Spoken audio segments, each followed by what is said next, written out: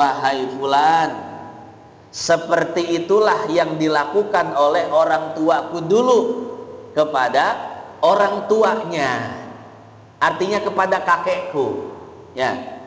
Sebagaimana orang tuaku ini memperlakukan orang tuanya seperti ini, maka aku pun memperlakukannya seperti ini. Yaitulah hukum karma, itulah sunnatullah. Apa yang kita perbuat pada orang tua kita, itulah yang akan diperbuat oleh anak kita kepada kita. Assalamualaikum warahmatullahi wabarakatuh. Hadirin jamaah yang dimuliakan Allah, di pagi hari yang mulia ini,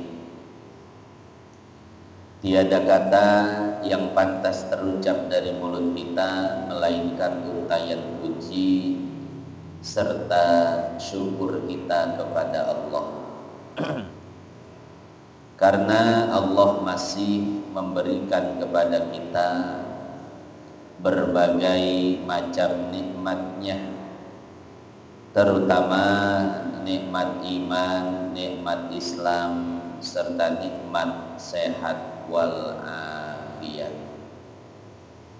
Dan tak kalah pentingnya nikmat panjang umur, sehingga pada kesempatan kali ini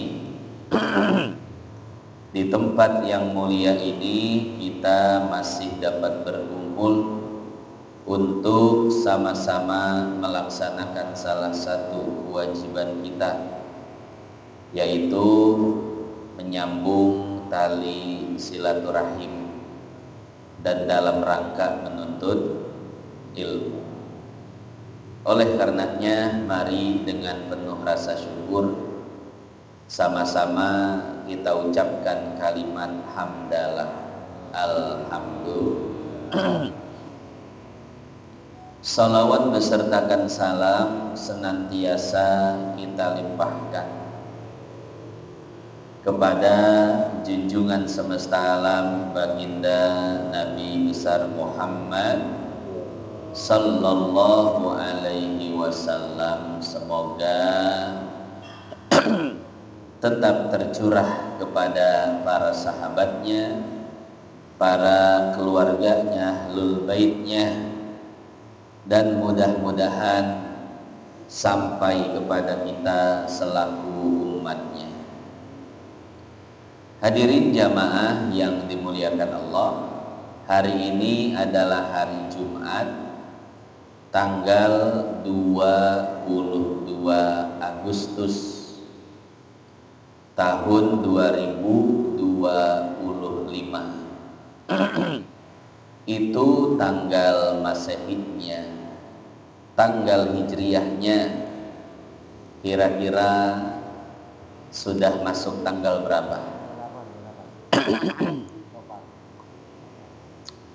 28 Safar.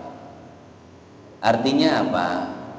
Artinya tinggal menghitung hari kita akan memasuki bulan Maulid, bulan kelahiran baginda Nabi besar Muhammad sallallahu alaihi wasallam. Oleh karenanya, bagi setiap DKM, panitia, ketua-ketua majelis taklim untuk mempersiapkan sebuah acara yang mulia, yaitu acara perayaan Maulid baginda Nabi besar Muhammad sallallahu alaihi wasallam.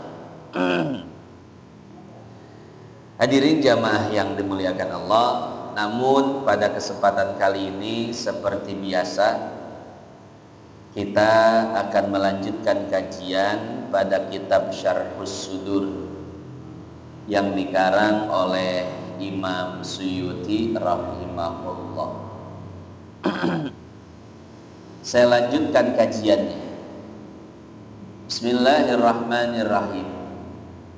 Ini masih terkait dengan hadis sebelumnya yang belum sempat kita selesaikan, dan pembahasannya masih terkait dengan fungsi-fungsi amal soleh yang kita kerjakan di dunia.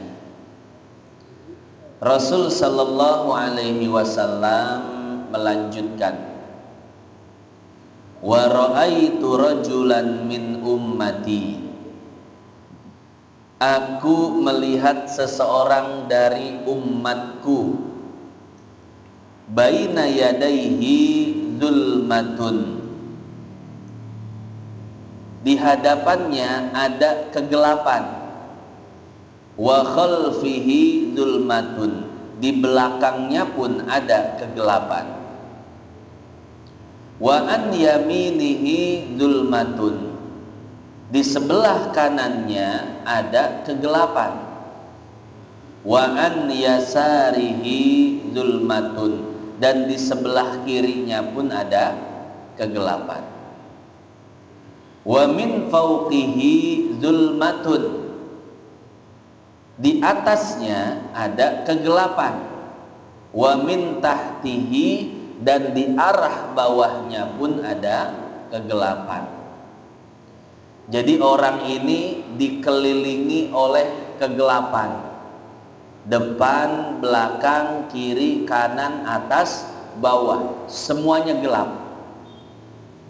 Fahuwa mutahayyirun fiha, sehingga hal tersebut membuatnya bingung, tidak tentu arah kemana dia akan menuju. Faja'ahu hajjuhu wa umratuhu, akan tetapi kemudian datanglah amalan haji dan umrohnya. Fastakhrajahu minadh dhulmah, kedua amalan itu mengeluarkan orang tersebut dari kegelapan yang meliputinya. Wa adkhalahu an-nur, kemudian keduanya memasukkan orang tersebut pada satu cahaya yang terang.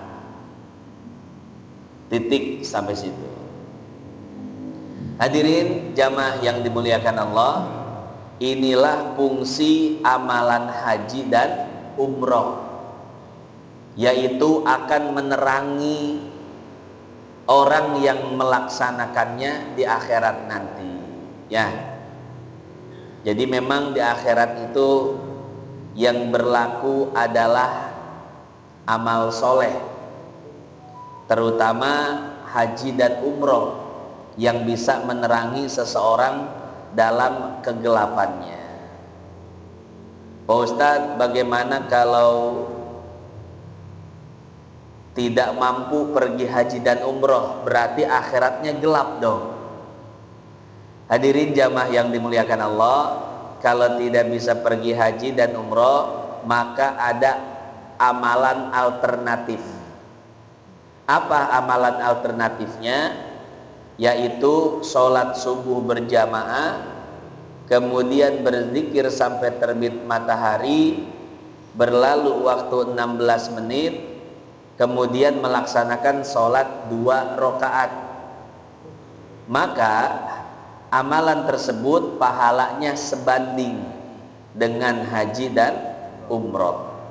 Hadis riwayat Imam Tirmidzi, di mana Nabi Shallallahu Alaihi Wasallam bersabda, man shollal fajro fi jama'atin, barang siapa yang melaksanakan sholat subuh secara berjamaah, summa qa'ada, kemudian dia duduk, yadhkurullaha ta'ala, berzikir kepada Allah. Bisa zikir apa saja, zikir la ilaha illallah, zikir istighfar, atau yang lainnya, atau baca Quran, lebih bagus lagi. Hatta tatlu asyamsu, sampai terbit matahari. Kemudian ketika matahari berlalu 16 menit, Summa yusolli rok'ataini, dia sambung dengan sholat sunnah 2 rakaat. Boleh sholat isyraq atau boleh sholat duha. Jadi waktu isyraq dan duha masuknya bareng ketika matahari terbit dan berlalu waktu 16 menit. Terbit bahasa Arabnya syuruk. Kemudian setelah berlalu 16 menit namanya isyraq. Jadi sholat isyraq dan sholat duha masuk waktunya sama, tapi keluarnya beda. Waktu isyraq itu hanya sebentar, hanya sampai matahari terang benderang.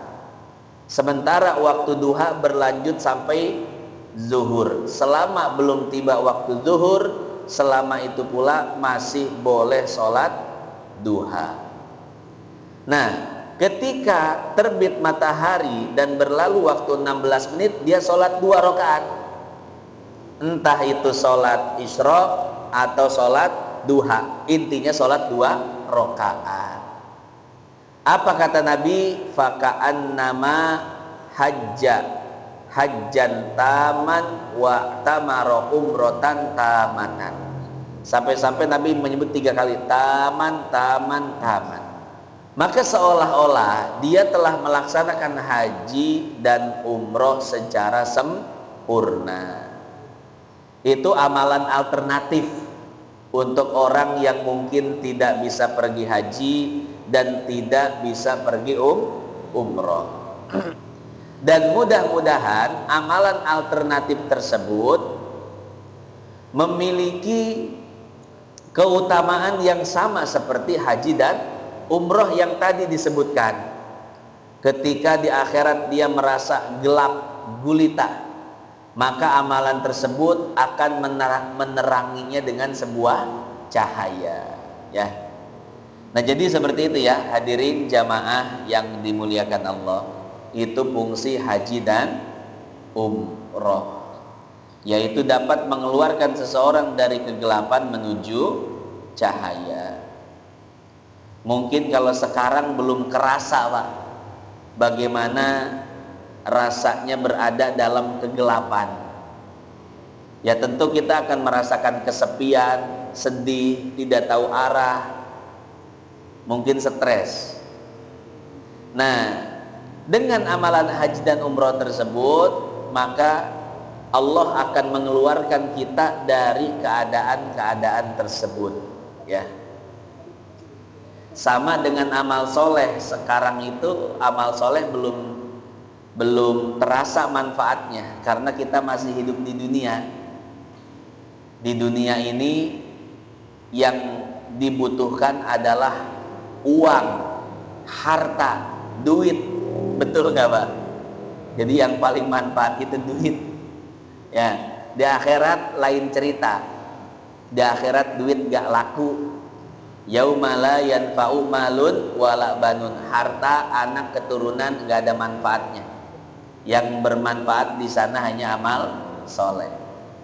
Makanya Nabi itu mengatakan al-qayyisu mandana nafsahu wa amila lima ba'dal maut. Orang cerdas itu orang yang pikirannya panjang. Orang yang pikirannya bukan cuma tentang manfaat-manfaat dunia, tapi dia pun memikirkan apa yang akan bermanfaat di akhirat nanti. Itu orang cerdas, pikirannya panjang jauh ke depan. Dan kata Nabi sebaliknya orang bodoh, orang yang hanya memikirkan kehidupannya di dunia saja. Yang dipikirkan cuma manfaat-manfaat dunia, uang, pekerjaan, jabatan, dan lain sebagainya. Jadi pikirannya pendek, hanya di dunia saja. Dia tidak sampai berpikir tentang nasibnya di akhirat nanti. Nah, kita ngaji subuhan ini, di Jumat subuh ini kita diajak untuk berpikir panjang. Artinya apa? Diajak berpikir untuk mempersiapkan bekal di akhirat nanti, ya. Nah, salah satu bekalnya tadi haji dan umroh. Tidak bisa haji dan umroh, maka bisa melaksanakan amalan tadi. Subuh jamaah, duduk zikir sampai terbit matahari. Setelah berlalu 16 menit, maka dia tutup dengan sholat 2 rakaat. Kemudian Nabi melanjutkan, wa ra'aitu rajulan min ummati yukallimul mu'minina wa la yukallimunahu. Aku melihat seseorang dari umatku berbicara kepada orang-orang beriman, akan tetapi orang-orang beriman itu membiarkannya, tidak menjawab panggilannya, tidak meladeni ucapannya. Bahasa kitanya dicuekin, Pak, sama orang-orang beriman, padahal dia pun termasuk orang beriman. Faja'athu silaturrahim, maka datanglah amalan silaturahimnya. Faqalat, amalan tersebut mengatakan, ya ma'syarul mu'minin kallimu, wahai orang-orang beriman, hendaklah kalian mengajaknya berbicara, karena dia pun sama seperti kalian, yaitu orang yang beriman.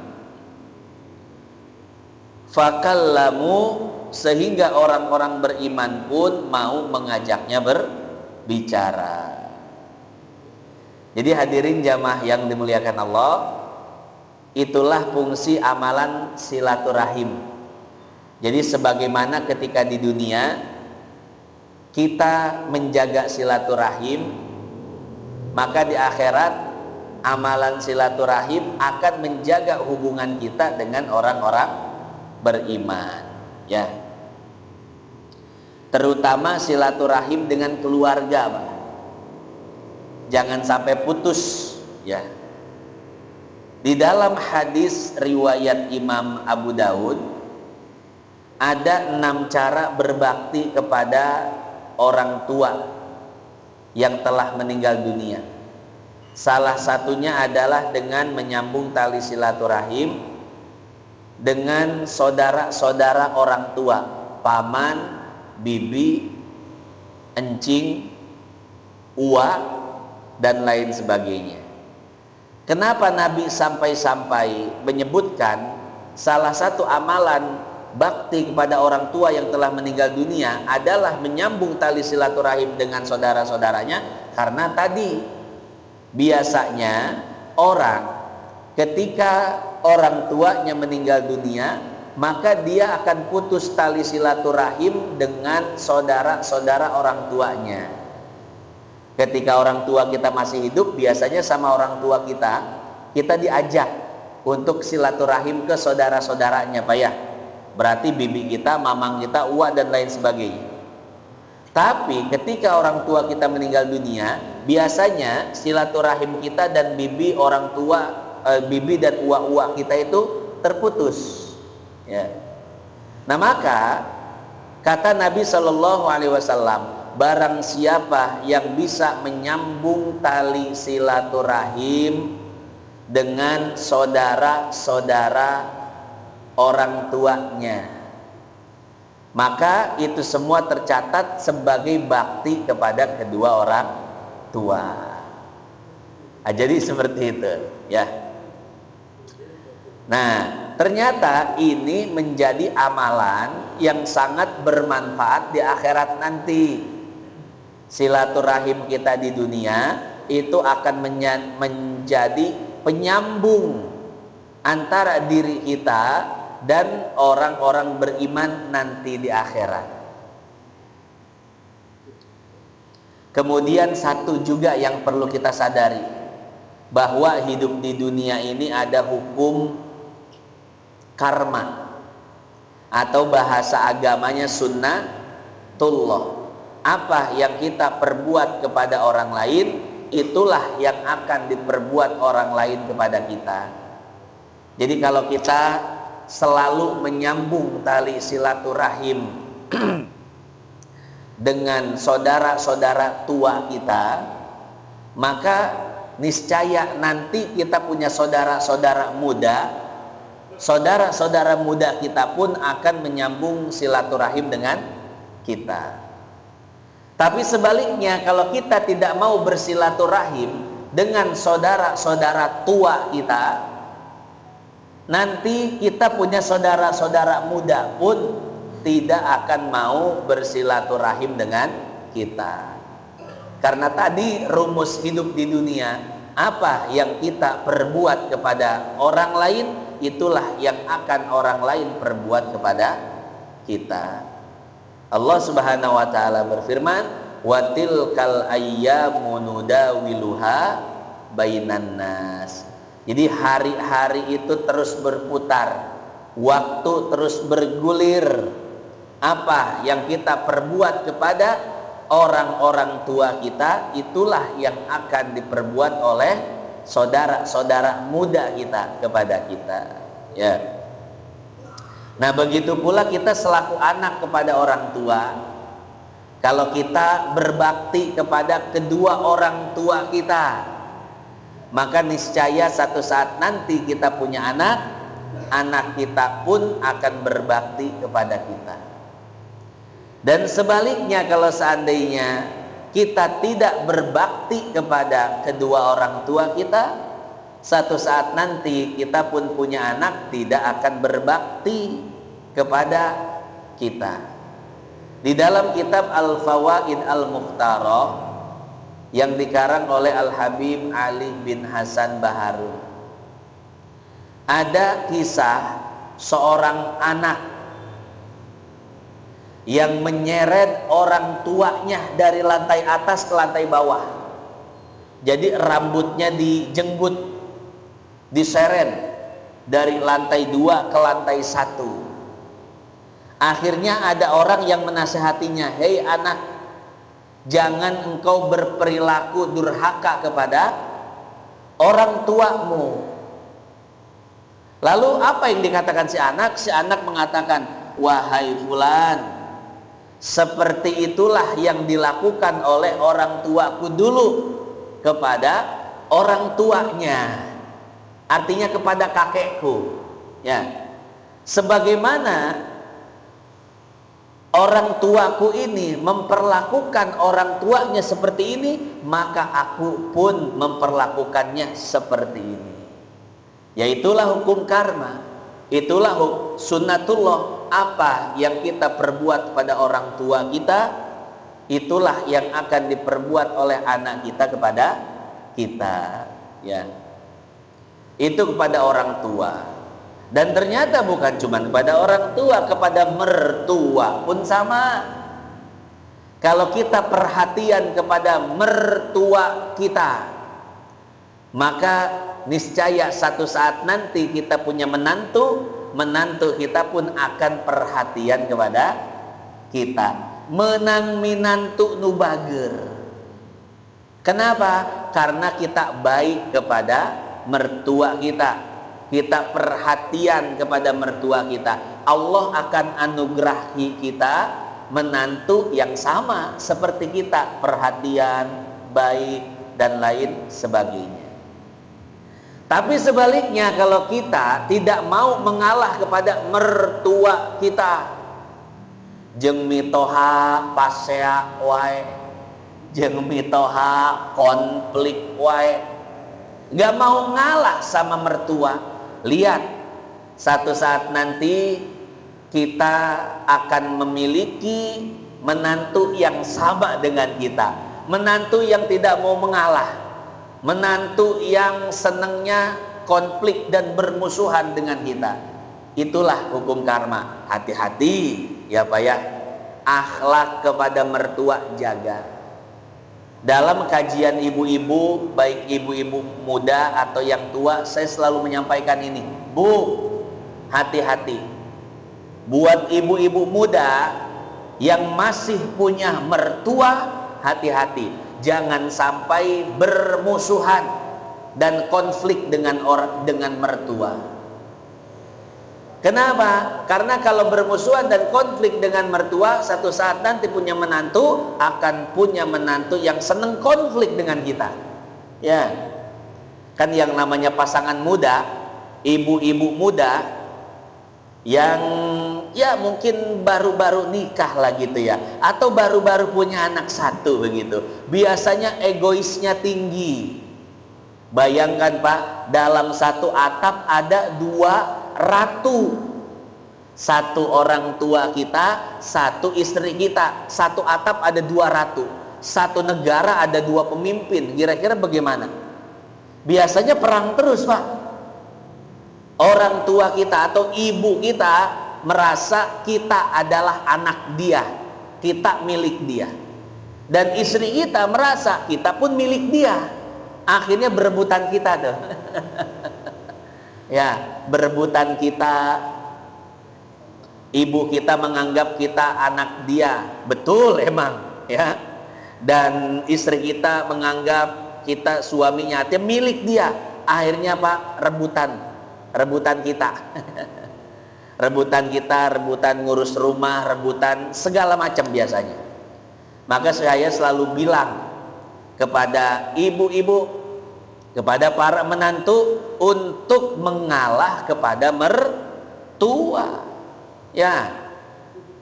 Kenapa? Karena kalau kita mengalah pada mertua, satu saat nanti kita punya menantu, kita akan memiliki menantu yang selalu mengalah kepada kita. Makanya saya senang Pak sama amalan orang tarim. Orang tarim kalau mau menikah, calon istrinya itu bukan sesuai kriteria dia, tapi sesuai dengan kriteria orang tuanya, terutama ibunya. Biasanya ibunya nanya sama anaknya yang sudah beranjak dewasa, yang sudah waktunya nikah. Nah, kamu sudah dewasa, ibu carikan jodoh ya. Maksudnya anaknya laki-laki. Kata ibunya, ibu carikan jodoh, carikan perempuan yang akan menikah denganmu. Biasanya orang tarim itu mengatakan, ya sudah Bu, carikan untuk saya yang cocok dengan ibu. Kenapa? Karena yang akan tinggal dengan dia satu rumah, satu atap adalah ibu. Kalau saya nggak akan punya konflik sama ibu. Menantu bisa saja punya konflik. Maka cari menantu yang sesuai dengan ibu, yang akrab dengan ibu. Nanti ibunya yang nyariin. Ditanya dulu, kamu pengennya yang kayak gimana? Kadang si pemuda mengatakan kriteria tertentu, yang begini, yang begini, yang begini. Terkadang tidak mengatakan, pokoknya mah terserah ibu, mau kayak gimana, yang penting ibu nyaman sama dia. Dicariin sama ibunya. Nah, setelah dicarikan cocok, di sana itu tidak ada acara ketemuan dan lihat muka dulu, nggak ada Pak. Langsung jadi. Ya, langsung jadi. Antara keluarga, lamaran, akad. Dan itu si laki-laki belum melihat wajahnya. Kapan dia melihat wajahnya? Nanti di malam pertama. Di malam pertama baru ngelihat wajahnya. Dan biasanya orang sana terima-terima aja Pak. Karena memang si laki-laki itu tidak pernah melihat wanita cantik. Semua perempuan pakai cadar. Jadi bentukan bagaimanapun nanti yang dilihat, itu pasti cakep aja udah. Kan kalau kita Pak, kalau kita kan udah terbiasa ngelihat muka perempuan, perbandingan itu banyak kan ya. Makanya kita itu banyak komplain, ini kurang cakep, ini kurang begini, ini kurang begitu ya. Karena tadi mata kita sudah kotor. Terkotori dengan banyaknya melihat wanita-wanita cantik. Jadi ngelihat yang nggak cakep tuh kayak nggak terima gitu ya. Kalau orang sana ngelihat yang biasa-biasa pun terima aja, karena emang nggak pernah ngelihat yang cakep. Akhirnya apa? Akhirnya malam pertama baru ngelihat wajah, selesai Pak. Nanti rumah tangganya tenang. Kenapa? Karena yang tinggal satu atap dengan ibunya memang perempuan yang sudah akrab, sudah cocok dengan ibunya. Ya, jadi seperti itu. Itu kebiasaan orang sana, orang Tarim begitu. Nah, saya punya teman kemarin cerita, teman saya orang Depok sama. Ketika dia waktunya menikah, ibunya bertanya, "Nah, kamu sudah waktunya nikah. Bagaimana? Mau nyari sendiri atau ibu cariin?" Kata teman saya, "Cariin sama ibu. Yang gimana modelnya? Udah bagaimana aja, terserah ibu. Yang penting cocok sama ibu." Ya. Karena memang rencananya tadi si perempuan akan dibawa ke rumahnya dan pasti hidup bersama ibunya. Akhirnya dicarikan oleh ibunya. Dan ternyata Masya Allah dicarikan yang terbaik. Udah mah cakep, hafal Quran. Kemudian muridnya pernah khidmah sama Said Muhammad bin Alwi Al-Maliki ya di Mekah dan lain sebagainya. Jadi seperti itu ya hadirin jamaah yang dimuliakan Allah. Beda sama anak muda sekarang, nyari sendiri. Orang tuanya nggak seneng dipaksain. Akhirnya apa? Akhirnya tinggal serumah berantem. Misah rumah, nggak mau silaturahim. Kan akhirnya begitu Pak. Dan itu menjadi penyebab putusnya tali silaturahim antara orang tua dan anak. Jadi berumah tangga itu mudorotnya banyak. Putus tali silaturahim dengan orang tua. Kemudian kalau tinggal serumah berantem, banyak konflik dan lain sebagainya ya. Nah jadi seperti itu. Ini perlu kita perhatikan Pak ya. Dan perlu kita ajarkan pada anak-anak kita. Nah kamu pengen nikah, tenang. Bapak sama ibu pilihin. Tenang, yang terbaik. Zohir batinnya Masya Allah. Jadi seperti itu. Bapak jangan cuek sama anak. Apalagi kalau anak bapak itu perempuan, itu harus diperhatikan. Bapak kalau punya anak perempuan sudah dewasa harus segera bergerilya. Cari calon suami untuknya. Jangan diem-diem baik Pak. Ya, harus segera mencarikan, tawarkan. Nah, yang seperti ini gimana? Bapak punya kenalan ini. Bapak punya fotonya seperti ini, mau nggak? Harus sering menawarkan pada anak. Karena kalau anak perempuan tidak diperhatikan masalah jodohnya, dia nyari sendiri, belum tentu benar. Ya, nah ini dipraktekkan oleh para sahabat. Sayyidina Umar itu sampai-sampai mencarikan jodoh untuk anaknya yang bernama Hafsah. Ditawar-tawarkan anaknya Pak kepada para sahabat. Pertama Sayyidina Umar menawarkan anaknya kepada Sayyidina Abu Bakar. "Wahai sahabatku Abu Bakar, aku punya anak namanya Hafsah. Apakah engkau berminat kepadanya?" Abu Bakar diam. Kemudian melihat Abu Bakar diam, dikira Abu Bakar tidak berminat. Akhirnya Umar agak kesel tuh.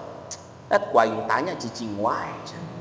Karena Abu Bakar ketika itu diam aja Pak, nggak menjawab. Cicing wae sih Bakar, kuaing ditawaran nggak jawab naon kayak gitu.